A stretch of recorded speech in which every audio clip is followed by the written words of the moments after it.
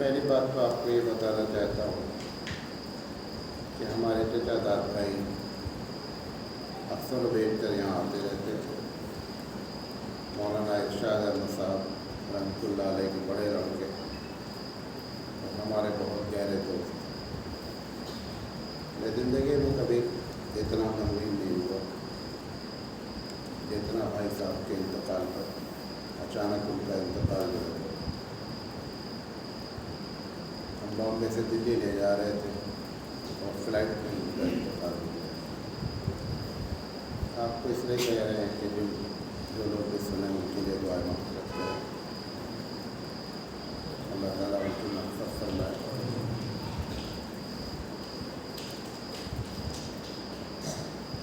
سوال پوچھا گیا ہے کہ رمضان میں مرنے والے کی جو فضیلت حدیث میں بیان کی گئی ہے، اگر کوئی غیر مسلم مر جاتا ہے یا ایسا مسلمان جو دیندار نہیں ہے وہ مرتا ہے تو کیا اس کو بھی رمضان کے مرنے کی فضیلت حاصل ہوتی ہے؟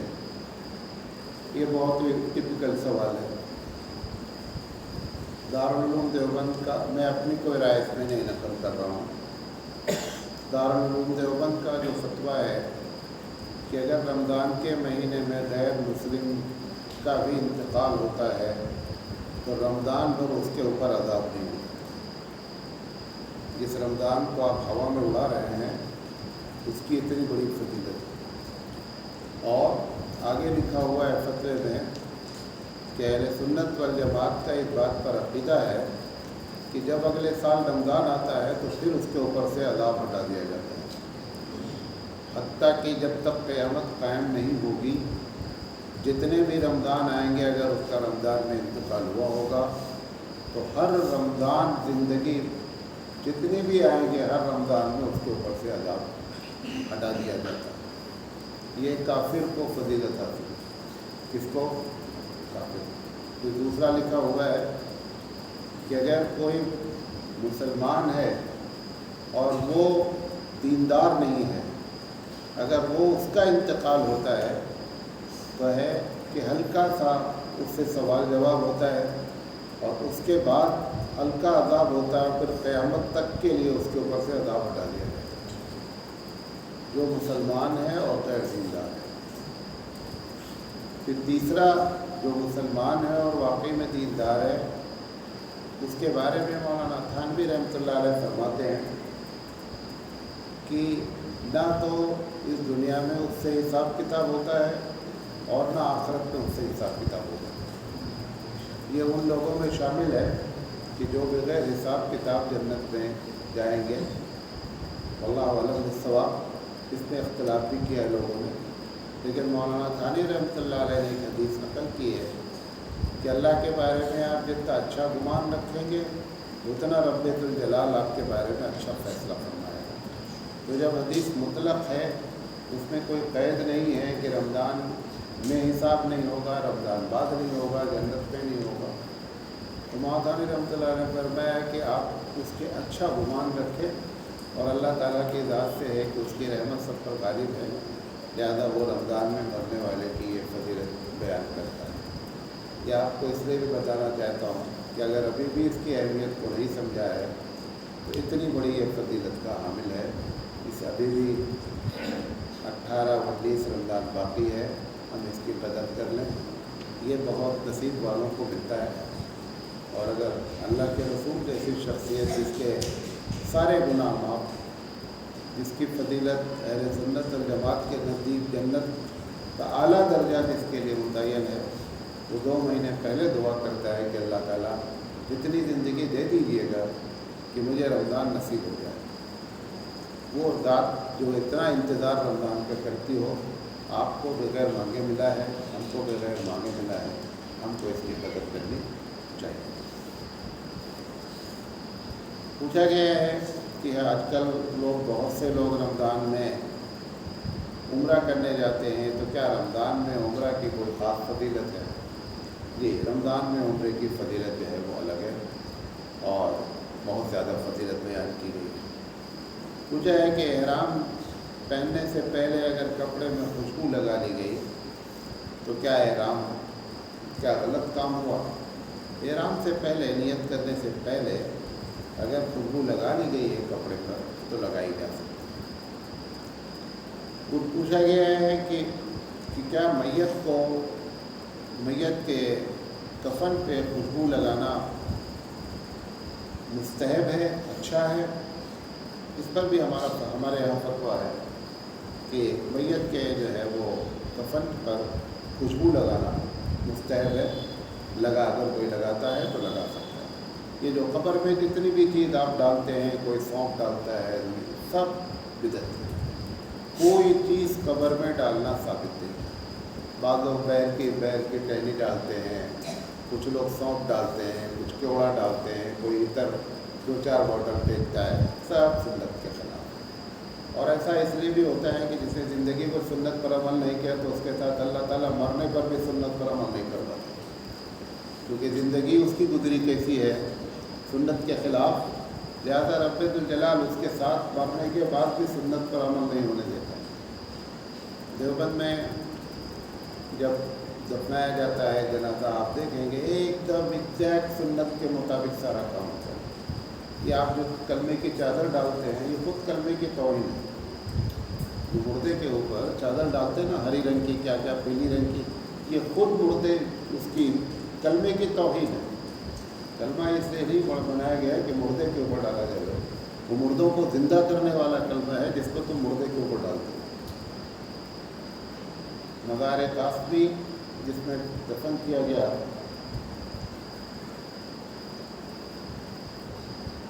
ये दुनिया का तीसरा कब्रिस्तान है। हरमैन के बाद ये दुनिया का तीसरा कब्रिस्तान है जिसमें रोज़ाना 3000 से 5000 लोग दुआए मग़फ़िरत करते हैं। ये शर्फ किसी कहीं कब्रिस्तान को हासिल नहीं है, और 99% वहाँ पे सब कुछ सुन्नत के मुताबिक होता है। अल्लाह ताला जो है, जो लोग भी वहाँ मदफून हैं उनको बरीक़ रहमत करें। बहरहाल जो है वो खुशबू लगाई जा सकती है। पूछा गया है कि मौलाना साहब, पिछले जुमेरात को आपने भारत के नफ़रत के माहौल को बदलने के लिए कुछ बातें की थी, वो अगर आप इस जुमेरात फिर दोहरा दें तो बहुत मेहरबानी हो। पहला जवाब था कि आप खुद के सुन लेते भाई, इन्हें मुझे तकलीफ़ देने के बजाय आप उसी को दोबारा क्या करते, ऑडियो को सुन लेते। बहरहाल रमज़ान का महीना है, अल्लाह भी शफ़क़त फरमाता है, तो हमने कहा चलें भाई हम आपकी बात, हम भी उसी के बंदे हैं। मैंने उसमें 4 बातें बयान की कि इस पूरे नफ़रत को जो है मुस्बत के पहलू से मुस्बत पहलू तलाश करें। आप यकीन नहीं करेंगे, आज मैं रोज़े से था, मैं दिल्ली से निकला, बॉम्बे पहुंचा। बॉम्बे में हुबली की फ़्लाइट का मैं वेट कर रहा था। एक गैर मुस्लिम आदमी बड़ा सा तिलक लगाए हुए थे और मेरे बगल आकर बैठ गया। तनाव होगा, 35-40 साल का लड़का। मुझसे पूछता है आप रोज़े से हैं? एकदम मस्जिद में बैठा हूँ, आपको बता रहा हूँ। उसने कहा आप रोज़े से हैं? तो मैंने कहा मैं रोज़े से हैं।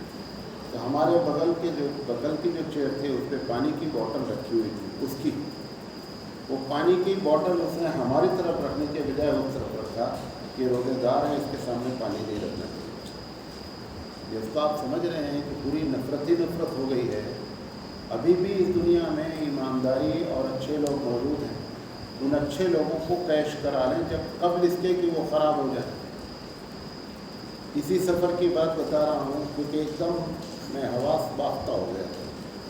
एक होटल पर ड्राइवर ने कहा कि चाय पियेंगे फिर आगे बढ़ेंगे। रात के 12 बजे थे। मेरा बैग, उसमें पैसे, ATM, सब कुछ, और ऐसे सबके सामने 5 आदमी 6 आदमी बैठे, बैग रख दिया और चाय पिया। मैंने कहा मैं ज़रा से कुछ सुपारी ले लूँ, ड्राइवर साहब के लिए बहुत दीनदार है। मैं सुपारी लेने गया, उधर से वापस आया। ड्राइवर साहब, मैंने भाई साहब से कहा, जो छोटे भाई हमारे अहमद साहब नहीं थे, कि बैग उठा ले लूँ। वो आए, गाड़ी में बैठ गए, गाड़ी चल गई। बैग में ही और एकदम चालू ढाबा बैग वही टेबल पे छूट गया। 20 किलोमीटर हम जब सफ़र कर गए तो मुझे दवा खाना था, तो मैंने कहा दवा ला याद खाना, देखा बैग गाड़ी में नहीं। अब होश हो गए, हाईवे से फिर वापस आए 10 किलोमीटर, बताना चाह रहा हूँ आपको। फिर वापस आए और आ कर के और ढाबा का नाम था शिवा ढाबा। वो जैसे ही हम उतरे, वो सामने जो मालिक था कहा एकदम घबराए नहीं, आपका बैग रखा हुआ, समझे। और मैं उतर कर गया, एक पैसा बैग खोला ही नहीं था उसने। आज भी ईमानदारी भी मौजूद है और अच्छे लोग भी मौजूद हैं। हम अच्छे बन जाएं, हम अच्छे बनकर अब इन चीज़ों को, इन नफरतों को आज भी दूर किया जा सकता है। मुस्बत पहलू तलाश करने की फ़िक्र करें। एक बात ये बताई थी। दूसरी बात मैंने ये बताई थी कि अच्छा मुसलमान बन जाए, चलते फिरते मुसलमान बन जाएं, जिसको आप ये कह लीजिए कि कौली शहादत, अमली शहादत, अमल से साबित करें कि मुसलमान कैसा होता है। इस नफरत को उससे काटा जा सकता है। और तीसरी चीज़ ये है कि खिदमत खल्क ये छोड़ दें कि बेंगलोर वाले क्या करेंगे, दिल्ली वाले क्या करेंगे, हुबली वाले क्या करेंगे, ये तय करें।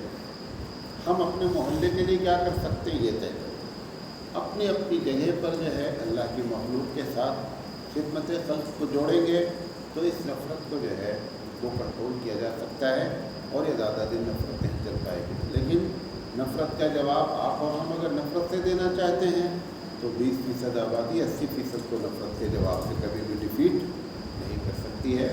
इसलिए इस पर संजीदगी से गौर करना चाहिए। पूछा गया मौलाना साहब, ये जो बार बार बातें आ रही हैं सोशल मीडिया पर हिजाब के ताल्लुक़ से कि मुसलमानों को चाहिए कि अपना स्कूल खोलें और उसमें जो है वो मुस्लिम लड़कियां पढ़ें और हिजाब की कोई प्रॉब्लम नहीं है। देखिए, इस पर एक नेगेटिव बात होने के चांसेस हैं बहुत, वो आपको पहले बता रहा हूँ। ये जो नज़रिया है बहुत अच्छा नज़रिया है, लेकिन अगर ये नज़रिए से मुसलमान अपने स्कूल खोलें, जिस तरीके से आपने मस्जिदें बाँटी तो नफ़रतें बटी हैं, बढ़ी हैं, नफ़रतें कम नहीं हुई हैं। बाँटी ना मस्जिद, ये फ़लाँ की मस्जिद है, ये फ़लाँ की मस्जिद है, तो आपस में मुसलमानों में क्या हुआ है, नफ़रतें बढ़ी हैं। ऐसे अगर स्कूल बांटेंगे आप ना, तो आप ये समझ रहे हैं कि आपके हिजाब का मसला तो हल हो जाएगा, लेकिन नफ़रत का मसला कई गुना बढ़ जाएगा। उसको कंट्रोल करने का तरीका, मैं नहीं कह रहा हूँ खोलना चाहिए स्कूल, लेकिन उस खोलने वालों को, क्योंकि वो मुखलिस लोग, पैसे वाले हैं, मुखलिस हैं, खुलूस को अगर करेक्ट ढर्रे पर नहीं लगाया जाता तो नतायज बहुत ख़तरनाक बरामद होते हैं। ये बात याद रखें। आप बहुत मुखलिस हैं, पैसा भी हलाल है, लेकिन गलत गाड़ी पर बैठ जाएंगे तो आपका पैसा और आपका खुलूस सही स्टेशन पर नहीं पहुंचा पाएगा। स्टेशन का इंतखाब भी सही होना चाहिए, गाड़ी का इंतखाब भी सही होना। अगर ये हिजाब के लिए मसले को हल करने के लिए हमारे दानिश्वर पैसे वाले जो हिम्मत से दर्द रखते हैं स्कूल खोल रहे हैं, उसमें सबका दाखिला लें। नंबर वन इतना टॉप क्लास का स्कूल चलाया जाए, दोनों लिहाज से, अखलाकी लिहाज से और स्टैंडर्ड के लिहाज से, कि गैर मुस्लिम अपनी बच्ची को भेज करके मुतमईन रहे कि मेरी बच्ची ऐसी जगह पढ़ने गई है कि जहाँ पर उसकी इज्जत महफूज है, जहाँ पर उसको कोई छेड़ने वाला नहीं है, उसको टीस करने वाला नहीं है। अगर ये काम हम कर लेंगे तो इतना बड़ा नतीजा बरामद होगा कि आप उसका तस्वुर नहीं कर सकते। लेकिन अगर इसका उल्टा किए कि नहीं मुसलमान मुसलमान मुसलमान, तो जैसे मुसलमान ने मस्जिदें बांटी है और नफ़रतें बढ़ी हैं, ऐसे ही स्कूल तो बढ़ जाएंगे लेकिन नफ़रतें भी बढ़ जाएंगी। लिहाजा स्कूल को चलाने में दोनों चीज़ों का ख्याल रखना है। कोई माँ जब बच्ची को भेजती है, माँ ज़्यादा सेंसिटिव इसलिए उसका नाम ले रहे, बाप भी इन्वॉल्व होता है। अगर बच्ची 15 मिनट भी अपने वक्त से पर स्कूल से घर नहीं आती है, उस माँ से पूछो कि उसका जहन कहाँ कहाँ जाता है, क्या क्या सोचती है कि बच्ची कहाँ चली गई, क्या हो गया, आप तसव्वुर नहीं कर सकते। लेकिन अगर इतना अच्छा हमारा स्कूल हो कि हमारे गैर मुस्लिम माएँ भी یہ سمجھیں کہ میری بچی ایسے اسکول میں ہے، اگر دیر بھی ہوئی ہوگی تو ان کو نگیٹو تھاٹ نہیں آنی چاہیے، ان کو نگیٹو تھاٹ نہیں آنی چاہیے، ان کو ہونا چاہیے کہ صحیح جگہ ہم نے بچے کا داخلہ لیا ہے۔ اگر اس نیت سے کھولے جائیں گے اسکول تو انشاءاللہ بہت اچھے نتائج برآمد ہوں گے۔ پوچھا گیا ہے کہ اگر کسی کا انتقال ہو جائے ایکسیڈنٹ میں اور انشورنس کے پیسے جو ہے وہ انشورنس کمپنی دیتی ہے تو اس کا لینا مسلمانوں کے لیے کیسا ہے؟ اس پر فتویٰ یہ ہے کہ لیا جا سکتا ہے۔ پوچھا گیا ہے کہ کیا روزے کی حالت میں لپسٹک لگا سکتے ہیں؟ لپسٹک کے بارے میں جہاں تک مجھے معلوم ہے، اگر لپسٹک اتنی زیادہ لکوڈ ہے کہ ہونٹ پہ لگانے کے بعد اندر جانے کے چانسز ہیں تو پھر لپسٹک سے روزے کی حالت میں پرہیز کرنا چاہیے، اور اگر ڈرائی ہو جاتی ہے فوراً اور حلق میں کی طرف نہیں جاتی ہے تو پھر عورت لپسٹک لگا سکتی ہے۔ پوچھا گیا ہے کہ اگر کوئی عورت، کسی بہن نے سوال کیا ہے، عمرے کے ارادے سے نکلی ہے اور ابھی احرام نہیں باندھی کہ وہ ناپاک ہو گئی، اب وہ کیا کرے؟ یہ بہت عورتوں کو بہت پریشانی ہوتی ہے اور اس میں کچھ بھی مسئلہ نہیں ہے، اس کو لائٹلی لیا جائے۔ جب وہ پہنچی ہے احرام باندھ دے، نیت کر لے، احرام باندھ دے، وضو کر لے، جو نہانا ہے نہا لے، وضو کر لے، دو کام نہیں کرے۔ نمبر ایک، جب وہ پہنچے تو حرم میں داخل نہیں ہو، نمبر دو، راستے میں نماز نہیں پڑھے۔ باقی جتنی ایکٹیویٹیز ہے سب کچھ کرتی رہے، کوئی مسئلہ نہیں۔ اور اگر احرام پہن لیا، پہننے کے بعد ایسا ہو گیا تو پھر ایسی شکل میں بیت اللہ میں داخل نہیں ہوگی، انتظار کرے گی۔ جب وہ پاک ہو جائے گی، پاک ہونے کے بعد وہ اپنا عمرہ پورا کرے گی۔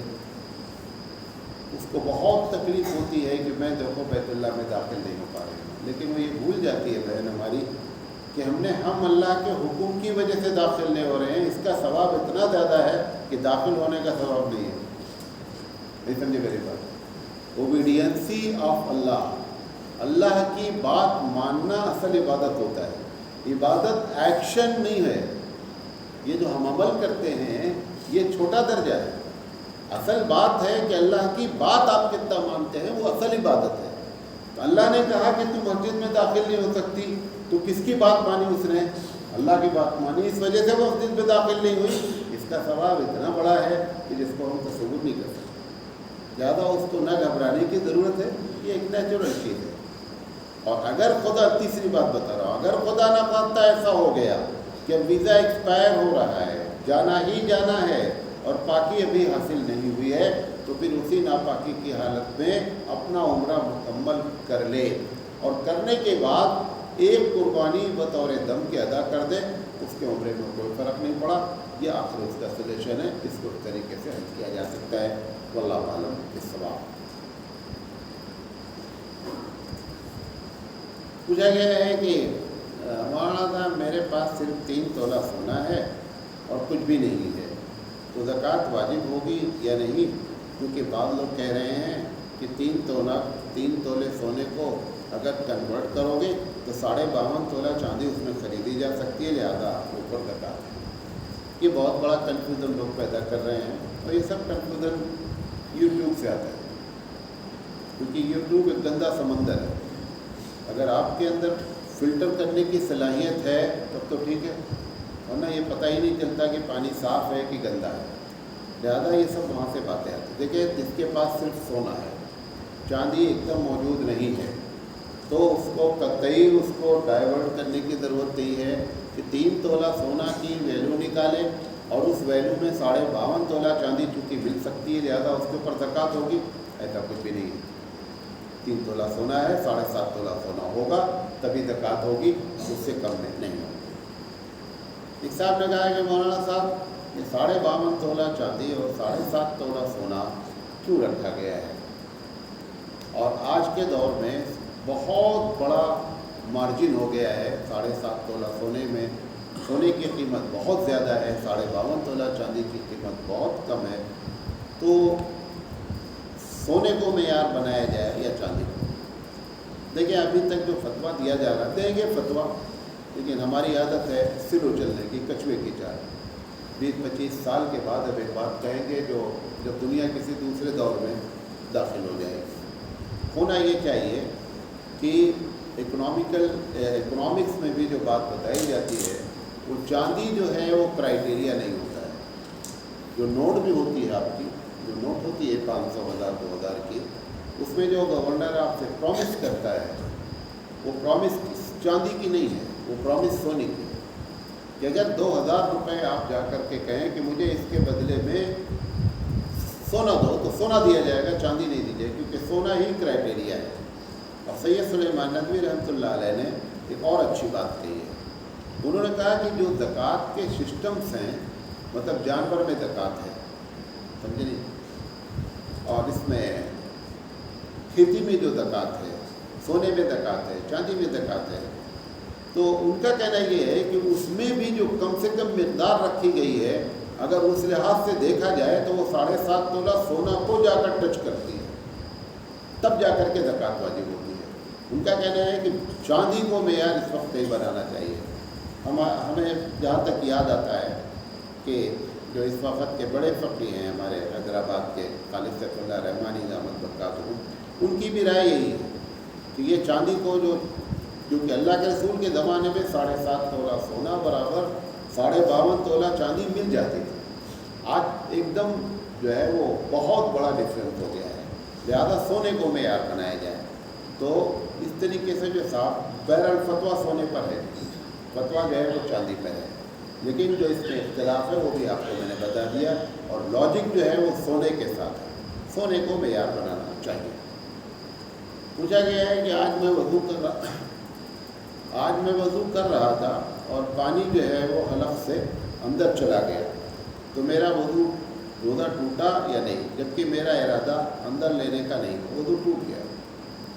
کل بھی میں نے آپ کو ایک بات بتائی تھی کہ بھولے سے آپ 1 گلاس پانی پی لیں، کوئی مسئلہ نہیں، غفلت سے قطرہ بھی جائے گا تو روزہ ٹوٹ جائے گا۔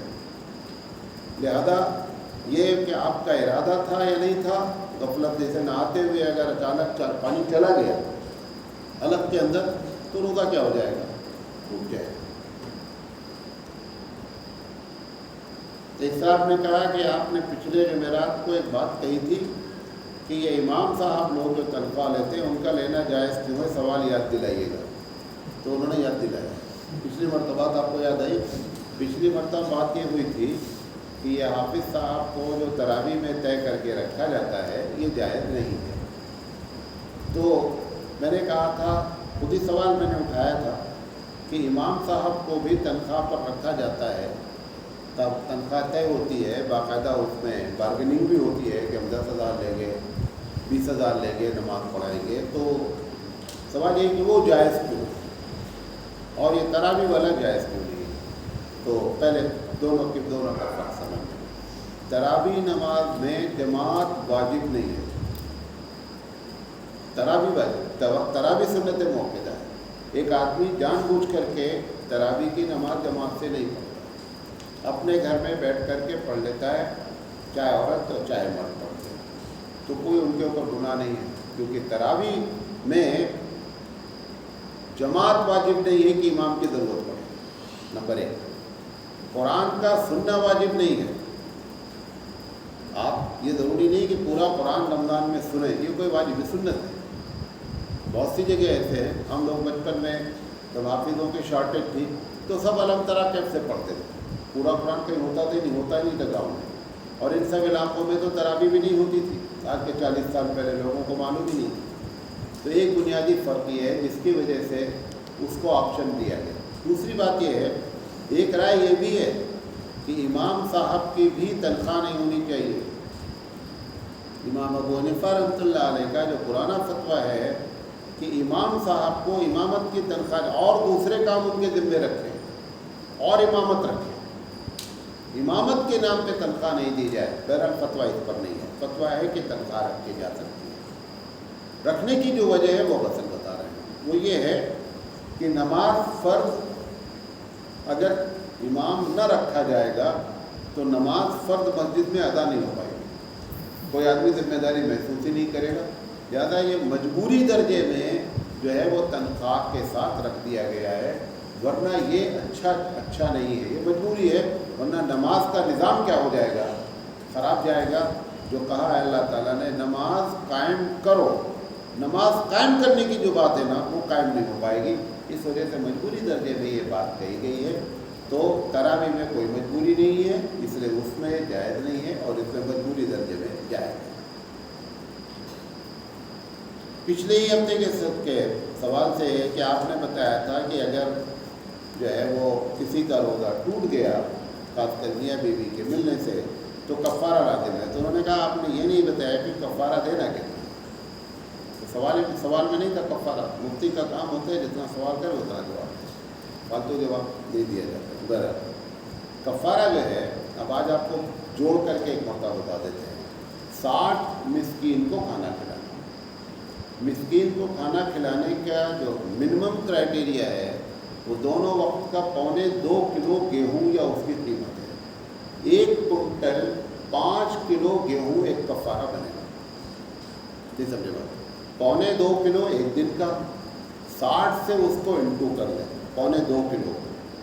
اگر پیسہ دینا چاہتے ہیں تو 1 کنٹل 5 کلو کا پیسہ نکال لیں، کتنا ہوتا ہے، کسی ایک کو دے دیں، روز آنا ایک فقیر کو دے دیں، روز آنا ایک فقیر کو کھانا کھلا دیں، روز آنا ایک فقیر کو 2.25 کلو گیہوں دے دیں، یہ کوئی بھی کیفیت اختیار کی جائے گی، اور میاں بیوی کا دونوں کا ملا کر کے 2 کنٹل 10 کلو۔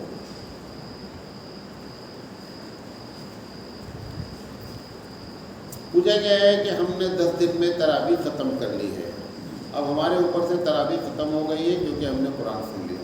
یہ بہت بڑی غلط ہے، تراویح الگ میٹر ہے، قرآن کا سننا الگ میٹر ہے۔ یہ جس چکر میں لوگ بڑے بڑے، ابھی تو میں بمبئی گیا تھا، وہ ڈرامے ہیں، اللہ تعالیٰ حفاظت فرمائے۔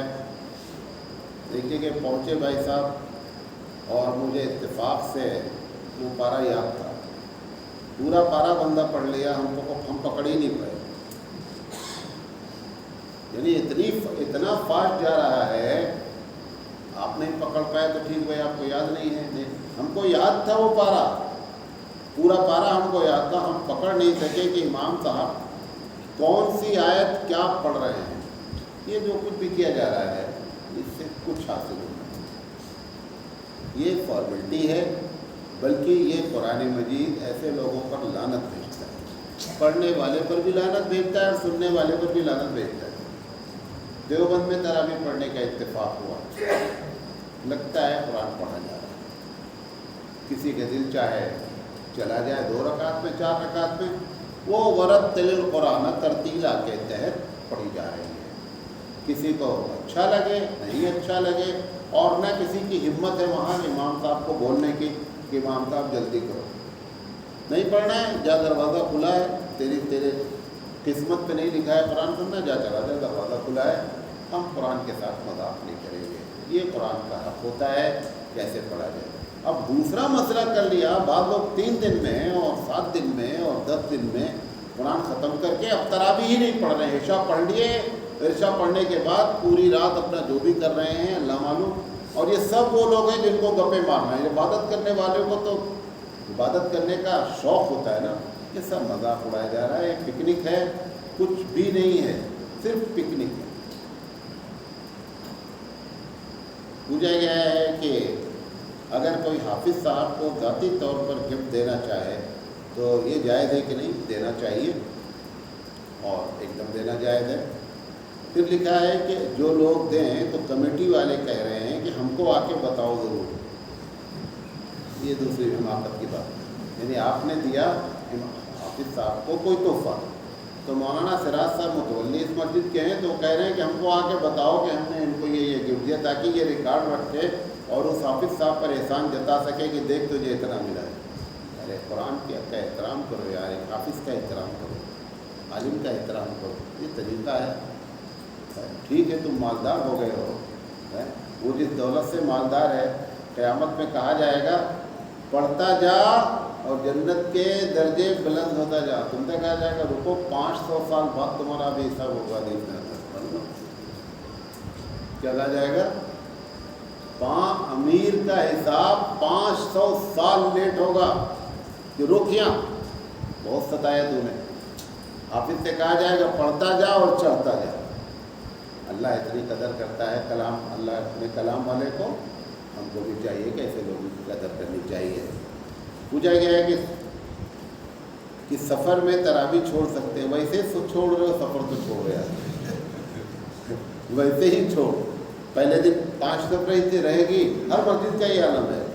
اس کے بعد اللہ کا حکم ان کے لیے ختم ہوا تو ایک سب آؤٹ, کیونکہ پہلی رمضان کا دوسرا حکم تھا, دوسری رمضان کا دوسرا حکم. اس کے بعد جب آخری دن آئے گا تو انشاءاللہ پھر 1.5 سب رہ جائے گی, اور 3.5 سب کا حکم یہ دوسرے اللہ کے ماننے والے تھے, وہ اللہ کا رمضان بھی چلا گیا, تراویح کا حکم بھی چلا گیا, اور وہ اپنا صاف ہو گیا. یہ سب جتنا آپ ہم کر رہے ہیں نا, کچھ بھی رمضان آئے گا چکنے گھڑے کے طریقے سے ہوگا. تو کیا بہرحال سفر میں تراویح کوئی آدمی چھوڑتا ہے تو چھوڑ سکتا ہے. پوچھا گیا ہے, آخری سوال ہے کہ مولانا صاحب یہ شادی میں مختلف علاقوں میں مختلف رسمیں ہوتی ہیں, تو ان کا شرعی لحاظ سے کیا حکم ہے؟ یہ ایک ٹاپک ہے, کبھی آپ نیٹ پہ جائیے گا.